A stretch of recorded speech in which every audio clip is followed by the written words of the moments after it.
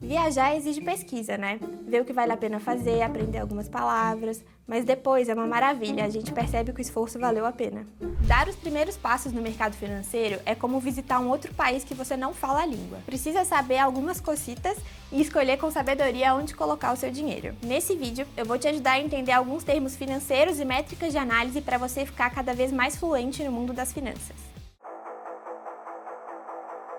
Se alguém fala pra você, esse apartamento custa R$1 milhão, como você sabe se tá barato ou tá caro? Uma das maneiras é olhar o preço por metro quadrado e comparar com outros apartamentos na região, ou até com o próprio valor do metro quadrado histórico daquele imóvel. A gente usa essa mesma lógica para entender se vale a pena comprar uma ação, se ela tá barata ou cara. Para isso, tem métricas que comparam o preço de alguma coisa com seus similares e ajudam na decisão. Quando a gente fala de ações, uma dessas métricas é o preço sobre o lucro, que divide o preço de uma ação no mercado pelo lucro esperado por um período. Isso mostra se o lucro que a empresa deve gerar está refletido no preço da ação. Tem também o EV sobre EBITDA, que faz uma relação entre o valor da empresa e a geração de caixa, indicando quanto do resultado operacional que a empresa deve gerar no ano está refletindo no seu valor. É legal você saber que geralmente a gente olha esse indicador para empresas de commodities ou exportadoras, porque ele considera números como o endividamento e o caixa da companhia. E ainda tem o preço sobre patrimônio líquido, que é quanto do valor patrimonial de uma empresa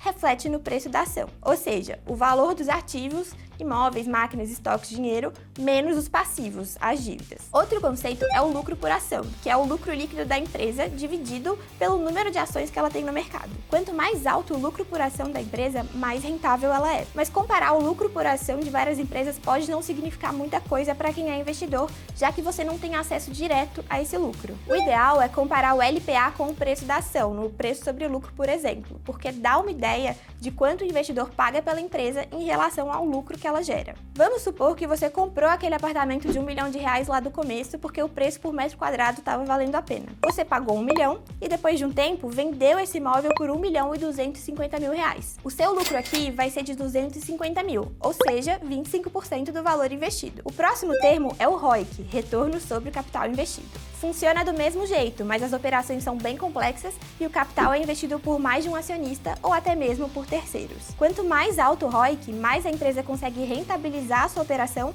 a partir de um investimento inicial. Imagina que você não tem dinheiro para comprar aquele apartamento à vista e escolheu dar 500 mil de entrada e financiar os outros 500 mil em alguns anos. Se a sua renda anual for de R$100 mil, isso quer dizer que você está alavancado em pelo menos 5 vezes. Então, a sua dívida de longo prazo equivale a, no mínimo, 5 vezes a sua renda no ano. E quanto maior esse número, mais a sua renda está comprometida. Isso é alavancagem. Pegar dinheiro emprestado, se endividar com o intuito de usar um investimento que vai gerar um retorno suficiente para quitar a dívida e então lucrar. Vou dar outro exemplo. Pensa que chegou a hora de se mudar. Você contratou uma transportadora e vai pagar R$2 mil no cartão de crédito para levar as suas coisas. A sua renda mensal de R$8 mil te dá conforto para pagar essa dívida, já que você ganha 4 vezes mais do que o valor da fatura do cartão. Muitas vezes, para uma empresa expandir ou viabilizar suas operações, ela tem que fazer empréstimos de longo prazo, como o financiamento do imóvel, ou de curto prazo, como a fatura do cartão. Para dívidas de longo prazo, a gente avalia a alavancagem com a dívida líquida em relação ao EBITDA, ou seja, o lucro operacional. Quanto maior esse número, mais comprometida está a receita da empresa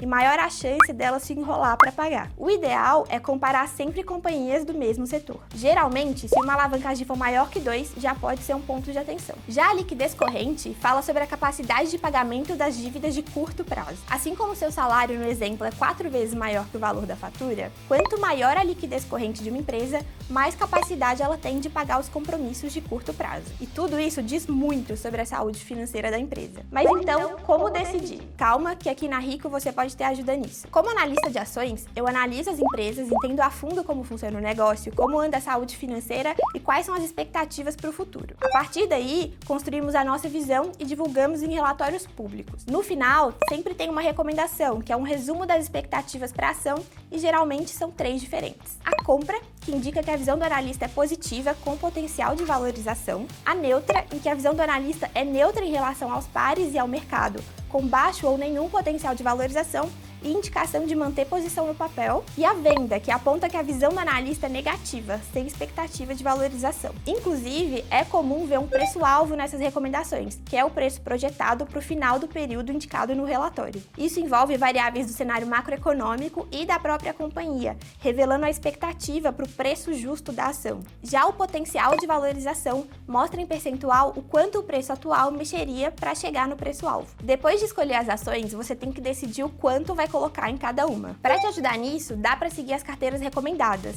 Aqui na Rico a gente tem 2 de ações, uma delas focada em dividendos. Eu vou deixar os links aqui na descrição. Os especialistas escolhem as melhores ações baseadas no cenário e já com os pesos correspondentes. Mas se preferir aplicar o dinheiro e delegar as decisões para quem é expert, também tem a opção de fundos de ações. Os passivos seguem a composição de um índice de mercado de referência e podem ser tanto fundos de investimentos tradicionais como ETFs negociados em bolsa. E os com gestão ativa, em que o gestor do fundo escolhe quais ações entram na carteira. Ainda não tem conta na Rico? Aqui tem o seu perfil, seja qual for. É só acessar rico.com.vc e clicar em Abra sua conta. É fácil, rápido e gratuito. Se quiser ainda mais conteúdo, na Reconnect tem um monte, o que vai te ajudar a se tornar cada vez mais fluente nessa língua fascinante que é o mercado financeiro. Curtiu esse vídeo? Deixa um like e se inscreve no canal para acompanhar. Comece agora a viver infinitamente com a Rico. Adiós!